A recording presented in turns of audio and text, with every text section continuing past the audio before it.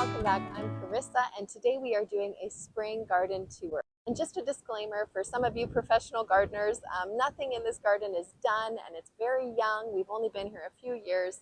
You can see behind me the evergreens and the fruit trees obviously have been here a long time, but everything else, the herbaceous perennials, the shrubs, the flowers, all of that is new and still coming into its own. And nothing is perfect, nothing is done, but I thought, why not just show you where we're at today in my garden. So let me take you along and show you where my garden is at right now in the spring. This is the month of May in my garden, zone 4B/5. All right, here we are in the orchard. Don't mind my little microphone. I was having some audio issues, so this seems to be the best way to get clear sound. Okay, so here in the orchard, these fruit trees have been here since we moved in. They're quite old. We've got pear, a few apples, a plum, and another pear actually on this side. And slowly we are going to be replacing them with a little bit more disease-resistant, hardy, fresh, younger fruit trees. But underneath, I added this garden here. So I have my spring bulbs, which you can see are in full bloom. The daffodils just put on a glorious show. Every year they just multiply and create such a nice welcoming site for spring. And then mixed in, I have some perennial. You can see the poppies are in bloom right now. They will soon go dormant as the heat comes, but the echinacea will soon take its place. There's daylilies, feverfew, rudbeckia, all different beautiful herbaceous perennials line this border. I do also have a lot of ground cover. It seemed to help a lot with weed pressure, just maintaining the soil. I have a lot of ajuga, a couple different types, and some sedum as well that covers the soil nicely. This is by far one of my favorite spots in the garden. It is a new garden. I call it the Woodland Garden because I'm literally coming into the forest and creating a new garden amongst the woodland. So it's really been fun to see it sort of take shape. The goal for this garden was to be very restrained with my color choices. I have green, silvery sage, white, blues, and purples, and that's pretty much it. And it's been really fun just to see it sort of progress, and I really enjoy this space a lot. The other thing I did too with the garden design was I chose to use fewer varieties but more amounts of each variety, and it just really has this really pleasing and relaxed feel, which I really enjoy in this space. So I have Artemisia to the side, 25 white peonies that are sprinkled, and then I also have Scabiosa. I started from seed. Echinops, it looks like a weed, but I'm sure once it starts to bloom, it'll be beautiful with those sort of like blue spiky globes. But the foliage looks a little bit weedy at the moment. And then I have some variegated purple irises. And behind that, there are some feverfew. I believe it's the snowball variety. It's just a beautiful, feverfew is one of my favorites. And then some Shasta daisies. And then on the hillside, we have Jack Frost Brunner, which is giving us those blue, gorgeous blooms at the moment. A stilby will be next to come up. It's sort of starting to peek out, and that is a purple variety. And then behind that, I have Pulmonaria. I believe Trevi Fountain is the variety I have, and a few of those are sprinkled in. Some hellebores, some lamian, and some ferns. So there are also 2 plum trees here, but they are blocked by my cherry tree, which is quite large. So they are not doing so great. So I will be replacing these 2 plums at some time. I'm just not sure, but they do give amazing fruit. So I don't really want to replace them, but they just look a little bit unsightly. Here's another angle of the woodland garden. I also have a bush clematis, and it's quite nice. It's just growing on that little trellis, and then some lamium. And then this is where the daisies are planted just in the front here. This bed is quite close to our deck, so I really enjoy the sight of it, and it's really enjoyable just to see it sort of fill in and mature. And this is another area just to my side. We call it the pond area, and it has been really, really nice. I am not a professional pond builder, but I created this, and so far it's been good. I need to sort of tweak it a little bit. The area around it is not done yet. So as you can see, the caps still need to be finished. I think I need another pump in there probably because I do get a little bit more algae as the season goes on. But anyway, seeing all the wildlife and all the pollinators and all the birds come and use the pond has been such a joy since it's right near our deck. So I've really enjoyed this space. And then the area behind it, I call it the pond garden. It is a work in progress as well. This soil has been baked by the sun, So I think there are little to no nutrients left in the soil. So it's been a bit of a challenge to get the plants happy in this area. You can see I'm adding some more black earth here. But anyway, I've got Artemisia, a native Douglas fir that needs to go because it's just going to get way too big. I have a chartreuse smoke bush there and some banana cream daisies, a salvia, some monarda and echinacea. Just a really nice mix. Work in progress, but really enjoyable just to have nearby. This area here is the little raised bed in the front yard, and this is actually access to our septic. So we have some concrete pavers just in the middle of there where we can't be planting. But I usually fill up these 2 pots with annuals, petunias, dahlias, alyssum, and it's really pretty. Just really nice view as we can see this flower bed from our living room windows.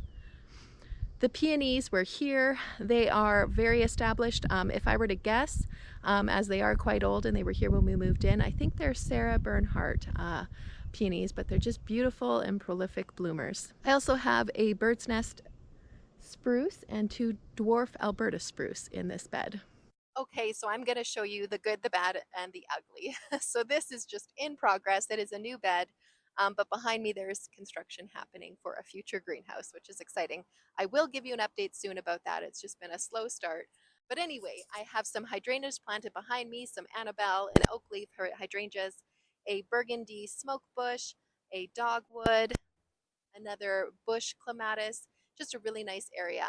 The goal is to have this area filled in with those shrubs, but in the meantime, I will be scattering some herbaceous perennials in between just so that it doesn't look so empty like it does right now. It's hard to wait for these types of things to grow in and mature, but I think having some flowers mixed in between will help it to look a little bit more full while we wait. And then just moving to the side, excuse more construction materials back there. This bed is a little bit older. I planted it when we first moved in. We've got some barberries, burgundy and chartreuse, blue star junipers, the really nice dwarf types that sort of keep to themselves, and then a mungo pine and a black lace elderberry. And the black lace elderberry is my favorite. We can't grow Japanese maples in our area. We're one zone too cold. So that is my replacement for it. And I just really, really love my black lace elderberry. We also have a Thunderchild crabapple, and it is just so, so beautiful. We had it at our old house, quite an established tree, and the birds just loved it. Actually, all the pollinators loved it. And so my daughter and I really wanted a new one here at our new place, and we really enjoy this one. Unfortunately, I had tent caterpillars that took over sort of the upper part of the tree, so I had to trim that area off, but I'm hoping it regrows this year and just sort of takes over. Okay, we are at the front of the house, and I redid this area just a few years ago. I added the boxwood hedge, which is still coming along. A friend of ours did the pavers for us, and it just sort of tidied up this space that was sort of unsightly before. Excuse the doors, those are for the greenhouse. We're just storing them there for now. But I did want to mention that in these pots I have on either side of the bench, I have some fake plants. And yes, as gardeners, we have green thumbs, but there are some areas that I think you can sort of tuck in a few artificial plants and get away with it. So my reasoning for this was that I didn't want to add some irrigation to these pots for the moment, so I thought throwing in some artificial plants would be a great idea just for temporary, but actually I really don't mind the look of it, and it adds a little bit of color to this area. This area I have really enjoyed adding to. This is a mostly shade garden. It gets a little bit of afternoon heat and sun that can really bake plants, so I've been very mindful about what can tolerate a more part shade but a very hot and intense sun in the late afternoon. So anyway, this is against the side of our house, and I've got I have a collection of astilbes, some pink and some like a purple red, that's going to be really beautiful in a few weeks. I have false Solomon's seal. I planted 2 new rhododendrons, and they are called Checkmate, and they're more of a dwarf rhododendron, and I'm really, really excited to see them sort of take over the space, add some height and a little bit of evergreen interest, and maybe hide our water meter as well, which I'm really excited about. And then here we have a Susan Saucer magnolia, which I really, really so thrilled that it's working in this space here, right? It only gets minimal light, but it has bloomed for me in the past, and it looks like it's going to be budding up and blooming very soon for us again. I have some more lamium here, some Bergenia, and also a couple heucheras. So yeah, a really nice shade garden that I've really enjoyed sort of adding to. And my husband built this Allen block wall just holding in the soil here just against the house a few years ago. And at the back we have a clematis. I forget what it is, but once it blooms, I will be able to identify what it is. If you watched my latest video about adding rhododendrons to this bed, you will know that this is also sort of slowly coming into its own and filling up and becoming a little bit more of a mature bed. Since that video, I actually added a couple ferns as well, just because I was noticing a few more spots that definitely needed some attention. I thought the ferns would be perfect because this is also a shade bed, but this gets morning sunlight, so very, very gentle sunlight. So since the video, other things are blooming. We've got the bleeding hearts that are almost there. The pomaneria has started to bloom. The hellebores are still blooming, and I'm really, really enjoying how this is looking. I'm hopeful that the rhododendrons will give this bed some height, maybe all the way up to the window or maybe even a little bit past, and I think it's going to be quite beautiful. Here we are in front of the side entrance. We actually use this entrance way more often than our front yard. If you know our driveway, it's very steep, and this area has a bit more of a level spot where we can park.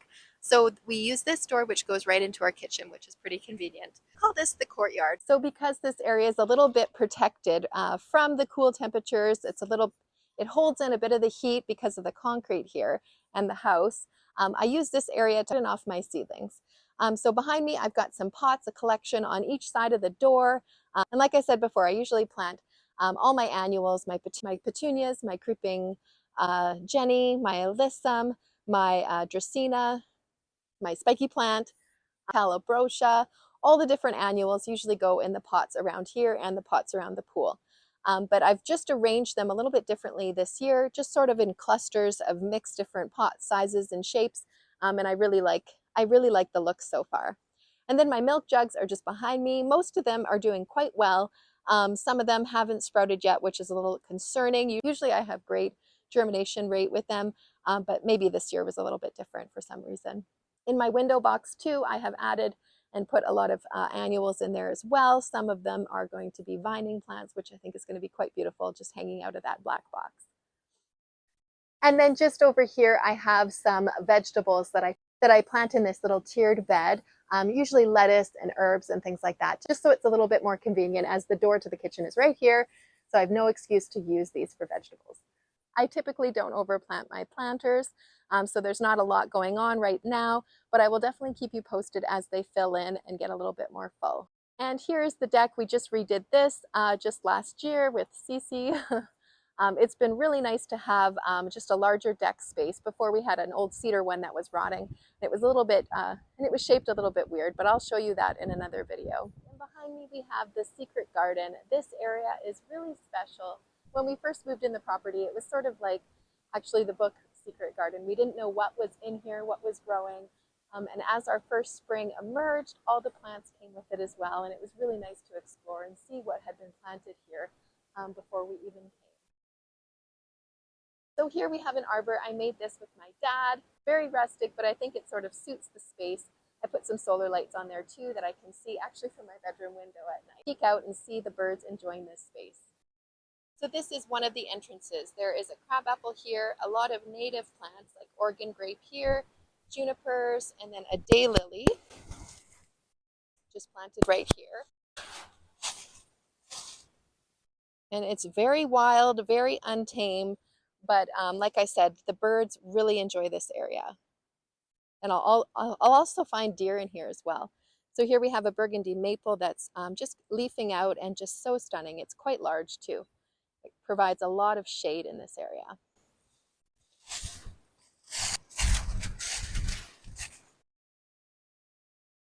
Next to bloom in this area will be the lilacs. So excited. The smell is just so nostalgic and just such a classic smell.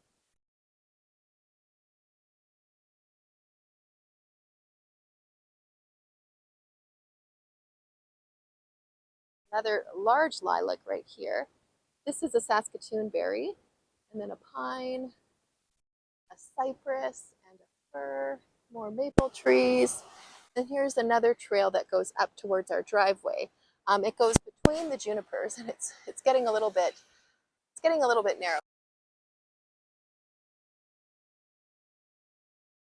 More Oregon grape down here. This lilac's a little bit further behind than the other.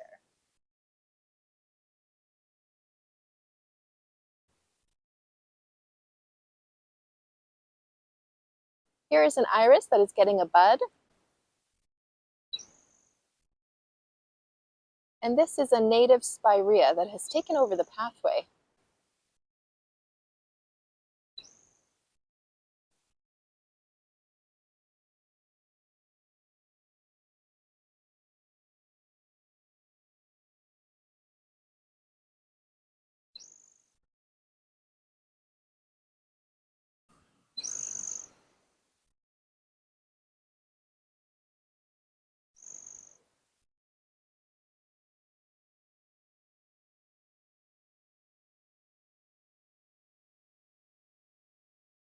More lilacs over there. We have some wild roses that sort of line the driveway there. More junipers.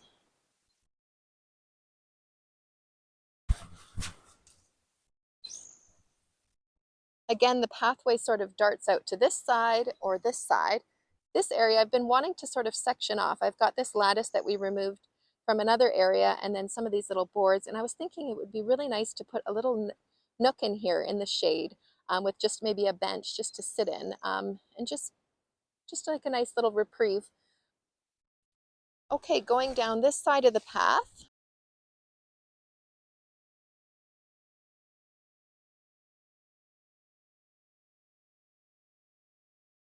That takes us to the end of the Secret Garden tour.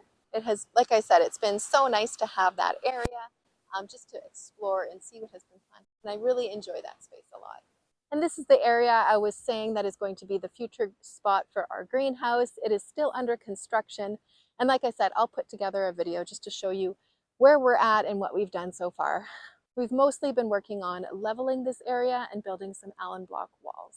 Well, that wraps up my tour. I hope you enjoyed the little sneak peek of what is to come. Summer is definitely my favorite. Everything is blooming. But yeah, like I said, it's just been a joy to see this garden sort of take shape, and it'll be nice to see how it matures. Thanks so much for joining me, and I'll see you next time. Bye.